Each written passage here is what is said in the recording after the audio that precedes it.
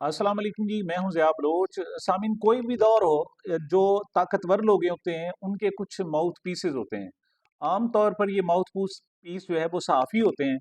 और आजकल की मुक्तदरा को देखा जाए तो बहुत सारे लोग ऐसे हैं, सहाफ़ी ऐसे हैं जिन्हें उनकी हम जनाब माउथ पीस कह सकते हैं, तर्जमान कह सकते हैं।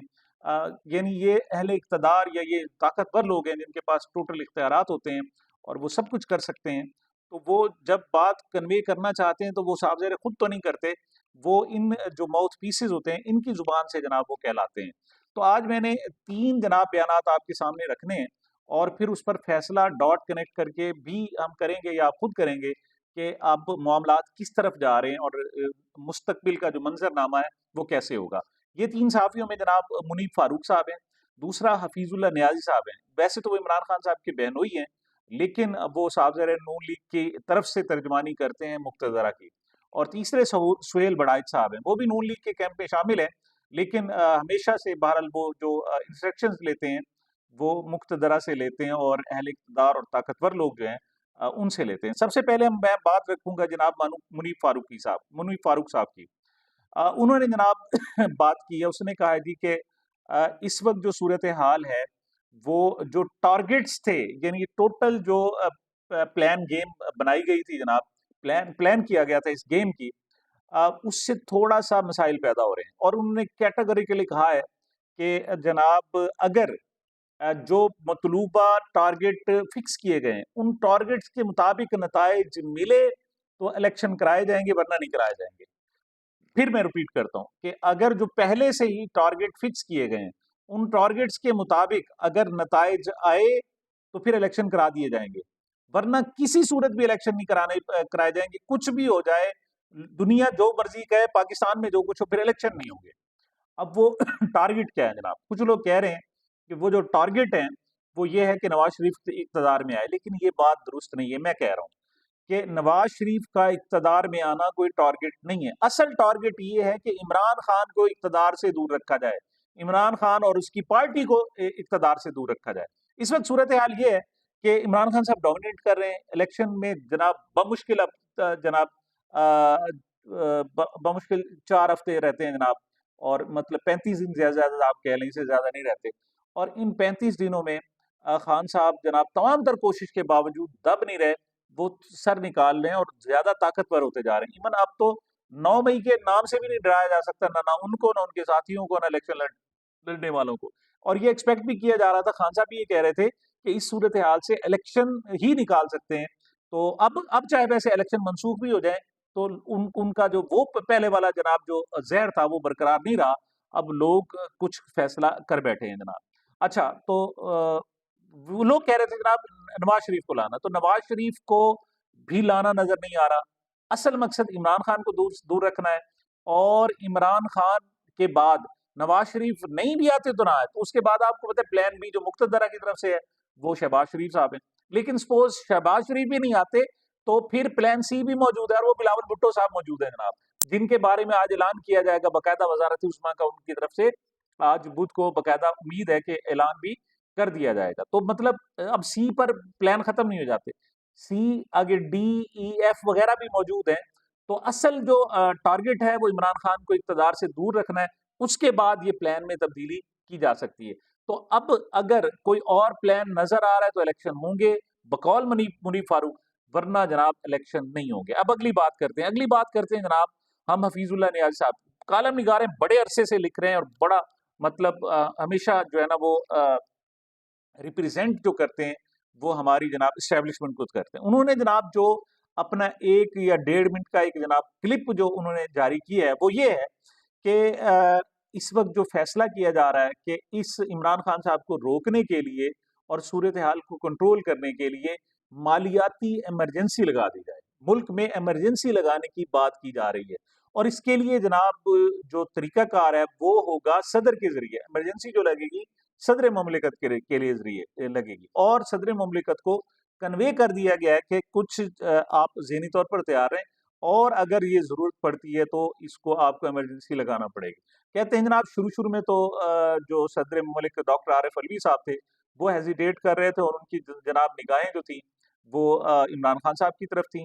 लेकिन इमरान खान साहब ने वैसे ही उनको उनको देखकर अपनी रुख बदल दिया है और जनाब वो वैसे ही पहले नाराज हैं। तो अब वो कहते हैं जी कि हर तरफ से नाराज़गी मोल ना ली जाए और अगर ऐसा ज़रूरत पड़ता है, तो सदर मुमलिकत को जनाब वो इमरजेंसी लगाने के लिए भी तैयार हैं। लेकिन कुछ चीज़ों पर डिपेंड करेगा। डिपेंड क्या है जनाब? वो कहते हैं जनाब कि इस पर अब अदालतों को भी ऑप्शन, यानी सिर्फ सदर मुमलिकत को नहीं, बल्कि अदालतों को भी ऑप्शन दे दिया गया है। और काजी साहब के हवाले से जनाब आप सुन रहे हैं कि कल परसों से जनाब बड़ी बातें हो रही हैं कि वो तो डेफिनेट प्रो नून लीग हैं और एस्टेब्लिशमेंट को थोड़ा-सा उनसे खतरा ये है कि ये कहीं जनाब उनकी उनसे भी दूर ना हो जाए। तो उनको भी बाकायदा वार्न कर दिया गया है कि जी आप आपको आँखें बंद करना होगी। मतलब जो भी अदालतों को कहा जाए, वो कोई रुकावट नहीं डालेंगी और उसके मुताबिक अमल करेंगी।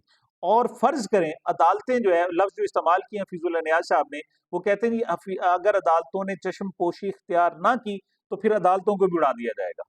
जी, काज़ी साहब को भी बता दिए, काज़ी साहब फिर जनाब तुसी जानो ते फिर तुहाडा काम जाने, आप नहीं रहेंगे जनाब, अदालतें ही ख़त्म कर दी जाएँगी। और इसके अलावा हफ़ीज़ुल्लाह नियाज़ साहब कहते हैं कि जनाब पीसीओ भी इस वक़्त जनाब ज़ेर गौर है। एक जनाब प्रोविंशियल कॉन्स्टिट्यूशनल ऑर्डर जो है, वो भी आ सकता है जिसमें आइन को थोड़ा-सा मुअत्तल कर दिया जाएगा और और अदालतों से बाकायदा उसकी इजाज़त ले ली जाएगी और मालियाती इमरजेंसी और ये जो मसाइल हैं, इसकी बुनियाद पर कुछ मामलात को आगे ले जाया जाएगा। अच्छा, तीसरा जो मामला है जनाब, वो सुहेल वड़ाइच साहब का है। सुहेल वड़ाइच साहब ने इस हवाले से बाकायदा एक कॉलम लिखा है और मैं चाहता हूँ कि थोड़ा-सा जनाब वो आपको सुना दूँ और आपको उससे अंदाज़ा हो जाएगा कि सूरत-ए-हाल क्या है। ये जनाब कॉलम है मकाफ़ात नगर के नाम से जनाब सुहेल वड़ाइच ने लिखा है और ये जस्टिस मुनीर के हवाले से है, जो उन्होंने जस्टिस काज़ी फ़ायज़ ईसा साहब को लिखा है। जस्टिस मुनीर साहब जनाब आपको पता है फ़ौत हो चुके हैं और ये वो पहले जनाब हमारे जज थे, जिन्होंने नज़रिया ज़रूरियत के तहत एस्टेब्लिशमेंट ने जैसे उनको हुक्म दिया, वो करते गए और उन्होंने आइन कानून वगैरह को दूर रख दिया। तो जनाब इस कॉलम के ज़रिए जो पैगाम दिया जा रहा है, वो जस्टिस काज़ी फ़ायज़ ईसा साहब को है और जस्टिस मुनीर मरहूम जो है, वो उनको दे रहे हैं जनाब। पैगाम क्या है? ये है जनाब मकाफ़ात नगर एस्टेब्लिशमेंट जजेस कॉलोनी। जजेस कॉलोनी में एक एस्टेब्लिशमेंट जजेस कॉलोनी है, तो वहाँ से जनाब ये है और वो लिखते हैं माय डियर काज़ी उल कुज़्ज़ा, जस्टिस मुनीर साहब लिखते हैं, अस्सलाम वालेकुम। आप मेरा खत देखकर हैरान तो होंगे क्योंकि मेरा ना तो आपसे नज़रियाती रिश्ता है और ना ही कोई ज़ाती ताल्लुक। मेरे खत लिखने का मकसद आपसे अपने तजुर्बात को शेयर करना है। आज जिस कैच 22 से आप गुज़र रहे हैं, उससे मैं भी गुज़रा था। एक तरफ गहरी खाई थी, तो दूसरी तरफ गहरा समंदर। अगर मैं मौलवी तमीज़ुद्दीन के हक में फैसला देकर असेंबली बहाल कर देता, तो एस्टेब्लिशमेंट पीसीओ लगाकर अदलिया की छुट्टी करवा देती और जो थोड़े बहुत अवाम को इंसाफ मिल रहा है, वो भी खत्म हो जाता। मैंने बहुत सोचा और फिर यही फैसला किया कि रियासत का साथ दिया जाए। सियासत तो आनी-जानी चीज़ है, कभी ठीक और कभी खराब हो जाती है। रियासत को कुछ हुआ तो फिर सब कुछ चला जाएगा। अच्छा, यहाँ ये भी मैं बताता चलूँ कि मकाफ़ात नगर में कायदे-आज़म ज़ुल्फ़िकार अली भुट्टो और बेनज़ीर भुट्टो ने एस्टेब्लिशमेंट जजेस कॉलोनी का बायकॉट कर रखा है। मतलब वो हमारे जनाब इधर नहीं आते, इस तरफ जनाब बिल्कुल नहीं आते और अलबत्ता अयूब खान, याहिया खान और जनरल ज़ियाउल हक अक्सर हमारी कॉलोनी में आते रहते हैं। जनरल ज़ियाउल हक जस्टिस अनवारुल हक और मौलवी मुश्ताक से अदालत खुदाबंदी में दायर ज़ुल्फ़िकार अली भुट्टो की दरख़्वास्तों के बारे में कानूनी मशवरे करते रहते हैं। अभी पिछले दिनों जनरल मुशर्रफ और शरीफुद्दीन पीरज़ादा भी इकट्ठे देखे गए। हमने जिन्ना साहब को माफ़ी की कई दरख़्वास्तें भेजी मगर वो ना हमें मिलने पर राज़ी हैं, ना ही हमारा मौक़िफ़ सुनने को तैयार हैं। दरअसल ज़ुल्फ़िकार अली भुट्टो ने एस्टेब्लिशमेंट के हामी जजेस के बारे में उन्हें भर रखा है। बेनज़ीर भी जब से मकाफ़त नगर आई हैं, वो बार-बार ये तकरीर करती हैं कि इस कॉलोनी के रहने वाले जज चमक का शिकार हो गए थे और यही तजादिस्तान के ज़वाल के ज़िम्मेदार हैं। कलसूम नवाज़ शरीफ की आजकल फ़ातिमा जिनाह से गाड़ी छीन रही है। तो इस पर मरियम नवाज़ तो साहब ज़ाहिर है सुहेल वड़ाइच से बड़ी राज़ी हो जाएँगी। इमरान खान की वालिदा शौकत खानम और उनके शौहर भी कई बार जिनाह साहब से मिलने आए हैं, तो कुछ उन्होंने पीटीआई वालों को भी राज़ी कर दिया। हमें अहले सियासत की खबरें मिलती रहती हैं, हो सकता है उन्हें भी हमारी खबरें मिलती रहती हों। माय डियर, आप मुझसे बहुत साल जूनियर हैं, आपका नुक्ता नज़र भी मुझसे मुख्तलिफ है, मगर मुझे जो खबरें मिल रही हैं, वो बड़ी परेशान-कुन है। तेरी बर्बादियों के मशवरे हैं आसमानों में। कैच 22 ये है कि आप खिलाड़ी खान को रिलीफ देते हैं, हत्ता कि उसे रिहा करके इलेक्शन में हिस्से लेने का मौका भी दे देते हैं। वो इक़्तिदार में भी आ जाता है, तो फिर क्या होगा? उसकी फ़ौज से लड़ाई होगी, अदलिया से कशमकश होगी, मीडिया से वो जनाब बदला लेगा, मुखालिफ सियासतदानों को फिर जेल भेजेगा। मेरा आपसे सवाल ये है कि आप इसको रिलीफ देकर ये सब करवाना चाहते हैं। मगर आपके फैसले रियासत को उस तरफ धकेल देंगे, दे रहे मुझे इल्म है कि आप कहेंगे कायम जमहूरियत अहम है, माजी के जजों ने भी ये गलती की और आज कौम उसके नतायज भुगत रही है। मगर मैंने अगर मैं नजरिए जरूरत को मद्देनजर ना रखता तो फौज और अदलिया की लड़ाई हो जाती। अच्छा, लेकिन वो कहते हैं नहीं, माजी के जजों ने भी यही गलती की और आज कौम इसके नतायज भुगत रही है। मगर आप लोग ये भूल जाते हैं कि अगर मैं नजरिए जरूरत को मद्देनजर ना रखता तो फौज और अदलिया की लड़ाई हो जाती। सुप्रीम कोर्ट पर टैंक चढ़ा दिए जाते जनरल जियाउल दौर के chief election commission justice S A Nusrat, जिन्होंने रेफरेंडम और 1985 का गैर जमाती इलेक्शन करवाया था, वो भी हमारी कॉलोनी में रहते हैं। वो कहते हैं कि अगर जजेस मार्शाल्लाह को जायज करार ना देते, रेफरेंडम में जनरल जिया को ना जितवाते, तो फौजी टैंक सुप्रीम कोर्ट पर कब्जा कर लेते। वो बार बार दोहरा रहे हैं कि फौजी टैंक आकर सुप्रीम कोर्ट पर अब भी कब्जा कर लेंगे। ये जस्टिस मुनीर, जस्टिस काजी साहब को ये जनाब मैसेज और बाकायदा खत लिख रहे हैं। आपको खत लिखने का मकसद भी ये है कि आप सूरत हाल की संगीनी का एहसास करें। अगर आपके फैसलों की वजह से पीसीओ लगाया गया या मार्शाला लग गया तो कल कला आप ही को इस बहरान का जिम्मेदार ठहराया जाएगा। डियर काजी उल कुज़ा साहब, मुझे इल्म है कि आपका नुक्ता नजर मुझसे मुख्तलिफ है। आपके ख्याल में जजेस को आइन के तहत इंसाफ देना है, even if the heavens fall. मगर हम एस्टेब्लिशमेंट जजेस की राय दूसरी है। हम रियासत के मफादात को मकदम समझते हैं। सियासतदानों और जमहूरी वकला या आज़ाद मीडिया में लाख बुरा भला कहें, तारीख में हमारा नाम चाहे स्याह रूप में लिखा जाए, मगर हमने रियासत को बचाने की कोशिश की है। अगर आपको फैसलों की वजह से रियासत को कुछ हुआ या जमहूरी बिसात लपेट दी गई तो क्या आप उसकी जिम्मेदारी से बच पाएंगे? मकाफात नगर में आप लोगों का एक फैसला जेर बहस है कि किस तरह आपने बगावत में मुलविस शख्स को इलेक्शन टिकटों के बारे में मशवरा देने की इजाजत दे दी। ये जनाब गौहर अली खान साहब जुमले। आपको सिर्फ फैसले नहीं देने चाहिए, उनके नताज पर भी नजर रखनी नहीं होगी। अगर ऐसा किया तो ये निज़ाम चल नहीं सकेगा। निज़ाम जनाब खत्म करने की बाकायदा बातें की जा रही हैं। डियर जज साहब, आखिर में गुजारिश है कि हमें जन्नत मिले ना मिले, हम दुनिया में फ़ायदे बहुत मिले हैं। आप रियासत की खातिर, दुनियावी फ़वाइद की खातिर और मुल्क की इस्तेहकाम की खातिर अपने फ़ैसले सोच समझ कर करें। आईनी तौर पर फ़ैसले दुरुस्त भी हों, लेकिन अगर कल को अगर इन पर अमल ना हुआ तो फिर क्या करेंगे? काज़ी साहब से भी कहा जा रहा है कि आपसे पहले ही बहुत सारे लोगों के फ़ैसलों पर अमल नहीं हुआ। 14 मई के इलेक्शन में कुछ हो, आपने भी फ़ैसले किए और उन पर अमल दरामद ना हुआ, जैसा कि जनाब अब भी सिक्योरिटी के मसाइल, तो फिर क्या होगा?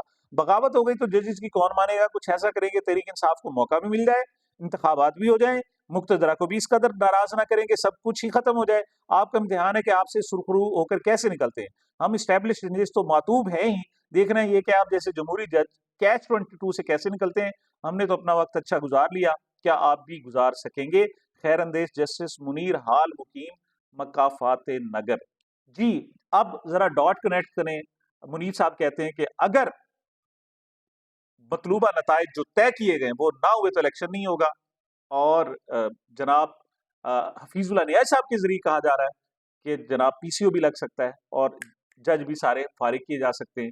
और सुहेल बड़ाइच साहब एक खत के जरिए कह रहे हैं कि काजी साहब कोई दरमियानी रास्ता निकाल दें और चलो थोड़ा बहुत आप पीटीआई को भी राजी कर दें, लेकिन मुक्तदरा को आप जनाब डिस्टर्ब ना करें, तो फिर ये सिस्टम चलता रहेगा, वरना सिस्टम लपेट दिया जाएगा। ये जनाब तीनों हमारे सीनियर सहाफ़ियों की राय थी। डॉट्स, मज़ीद डॉट्स जो है आप खुद कनेक्ट कीजिए।